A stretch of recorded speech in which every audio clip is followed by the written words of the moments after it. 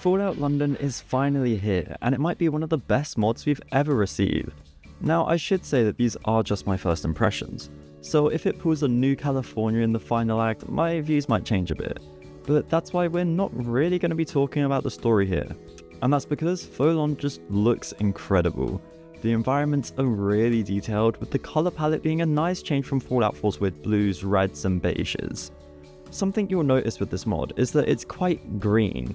Not overgrown, but green enough to where it looks as though nature's sort of beginning to come back to life and overrun the city. Which creates this really nice visual contrast between the old London style buildings and their green surroundings. But there's also some deal of diversity in these environments. You'll be navigating through the city streets, train stations and exploring some bunkers, with the starting area really having a sort of Bioshock vibe to it. All of this makes this mod a visual treat to explore. And aiding this exploration aspect is, well, the music.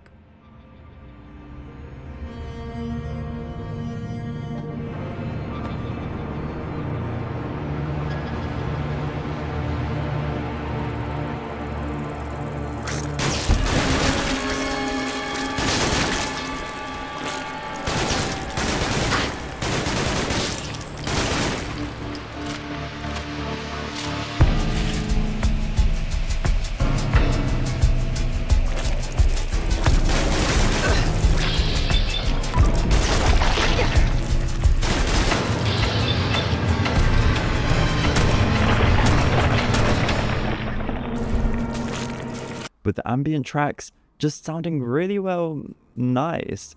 The combat music goes hard, and it just helps this mod feel more unique and stand out from the other Fallout games, as the ambient tracks here do sound Fallout-y, but distinctive enough to where you can tell it's its own thing. Speaking of making this mod feel unique, the combat's also gone through a bit of a shake-up. As this mod does take place in London, it means that guns and ammo are significantly harder to come across in the early game at least. And those that you will come across aren't exactly going to be the military-grade weapons you'd find in Fallout 4 or New Vegas. This mod features the crude arsenal of weapons, as well as some new additions that you'll be playing around with. Although if I do have one criticism here, it'll be that some of the animations are just a bit too long. There's this really cool butterfly knife you get with the mod, and it's so much fun to look at your character do all the tricks with it. But if you put it out in combat or put it away before entering a terminal, with the current speeds, it just feels kinda slow. Which I guess is what the quick draw perk's for, but still. In a similar vein, there's like this blunderbuss pistol, and this thing hits like a cannon, and unfortunately it reloads like one as well. Now, I understand having a long animation for this sort of weapon, but I feel as though the final stretch for this one could have really been cut. It just feels like it takes that tad bit too long to where it's not worth reloading this weapon in combat. That being said though, the overall combat experience of this mod is challenging to say the least, and it's a nice difficulty spike from Fallout 4.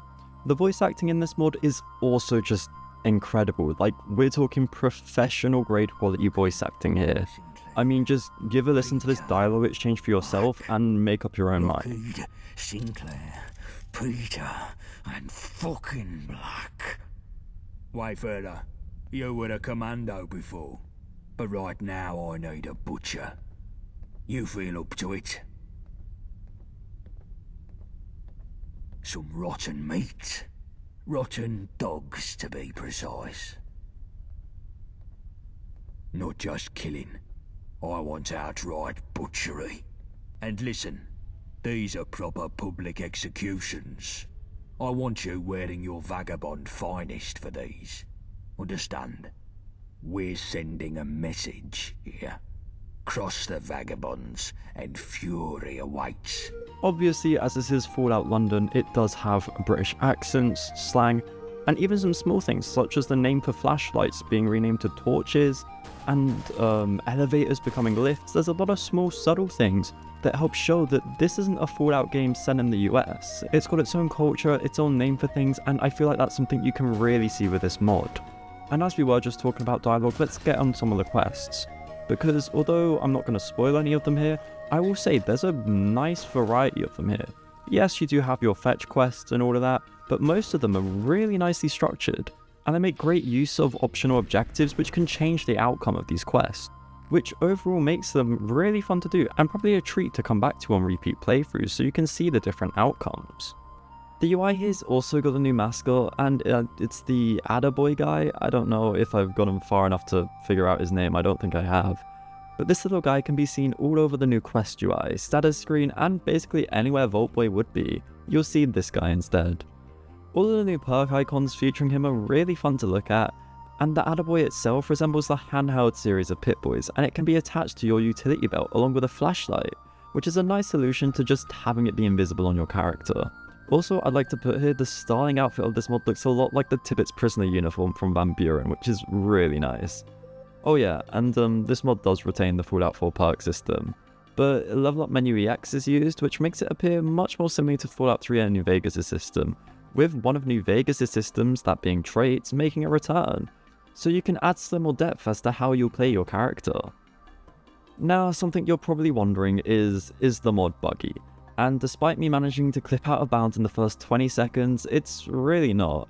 The mod is incredibly well polished, and this is easily the best state I think we've ever seen one of these mods release in.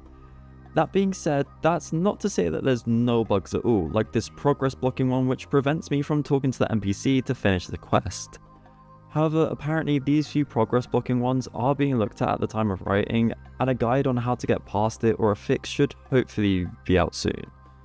But overall, this is looking to be one of the best mods we've received for a Fallout game, and it is definitely worth checking out if you're looking to scratch that Fallout itch.